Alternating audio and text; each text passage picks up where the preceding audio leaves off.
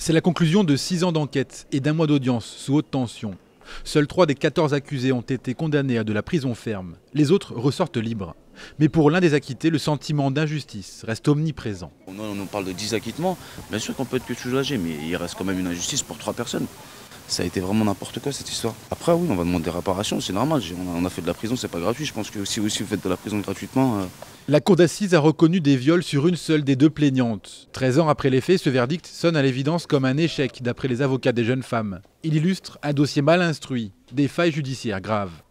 Moi j'ai entendu pendant 1 mois que ma cliente Nina était une menteuse, une traînée, une fille de rien, une sale vache, et qu'aujourd'hui, la cour d'assises lui a dit « Nina, on vous croit ».